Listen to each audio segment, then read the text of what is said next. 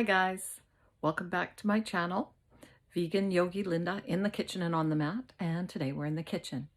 Now I'm making pesto today, and pesto is something that is very hard to find a vegan version of it pre-made, so I do make it, not very often, but I do, and I'm doing a modification on it today. So usually pesto is basil, fresh basil, pine nuts, a hard, strong cheese like Parmesan or Romano, and olive oil. So we're going to make it a little bit different today.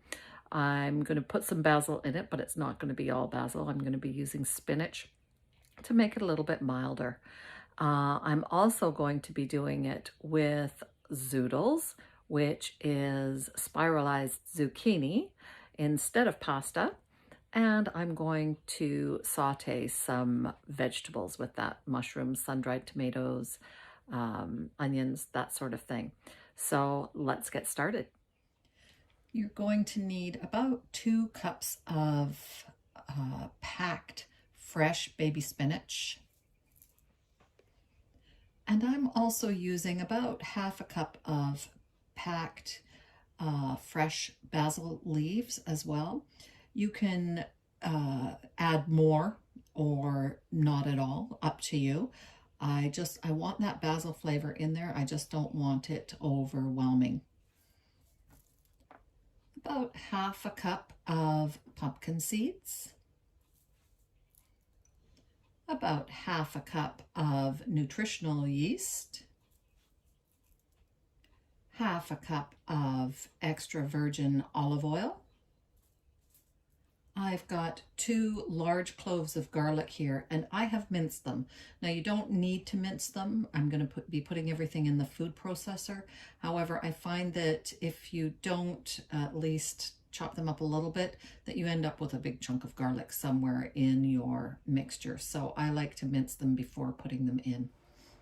About a tablespoon of lemon juice, or a little more or less to taste, and a little salt and pepper to taste. So like I said, we're just going to be putting everything, all of the ingredients, into the food processor. So there goes my spinach, basil, pumpkin seeds,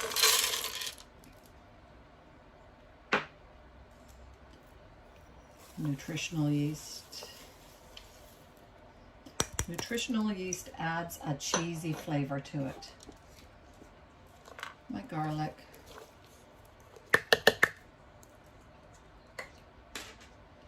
Lemon juice.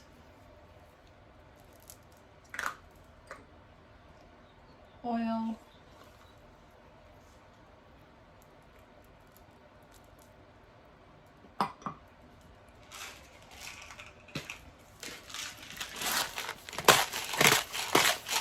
And just a little salt and pepper.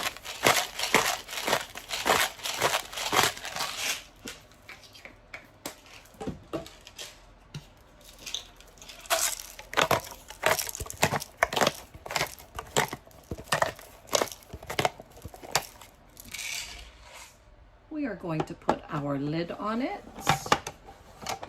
close it up, and we're just going to process it until we've got the consistency that you want.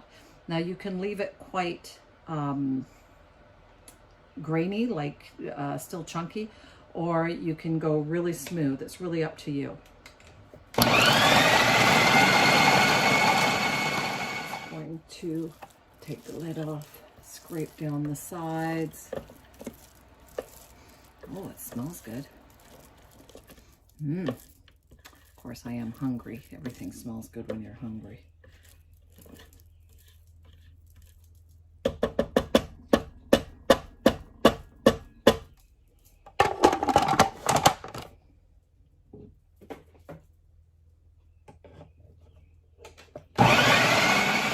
Now, like I said, we could leave it here. You can see it's still quite rough, but I'm going to blend it a little smoother. So I'm just scraping the sides down once again, and I'll put the lid back on. Let's go a little bit more.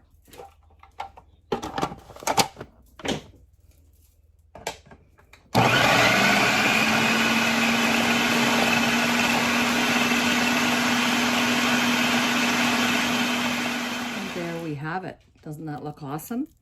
So now that this is ready, I'm just going to let it sit, let those flavors mingle while I prepare the rest of the dinner that I'm going to mix it into.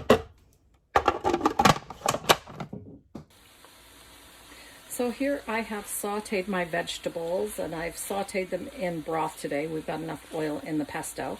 I've got some onions, mushrooms, cherry tomatoes, sun-dried tomatoes, red pepper, and some capers.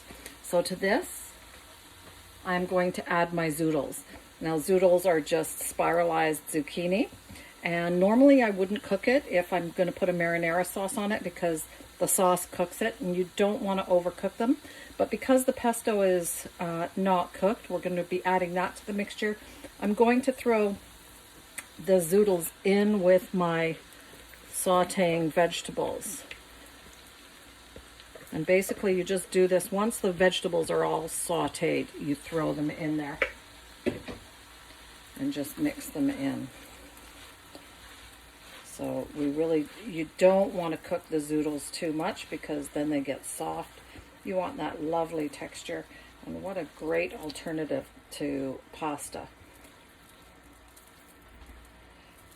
Just mix them all. Now this is a great meal just to eat it just like this, just with your zoodles mixed in with the vegetables. Really, really nice. And I would sprinkle on some vegan Parmesan or some nutritional yeast just to give it that little bit of a bite. But we don't need to today, because I have my pesto here, and I'm just going to put it in.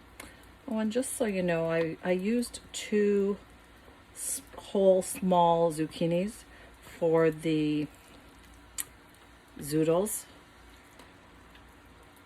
and this is going to be enough to feed 4 healthy appetites.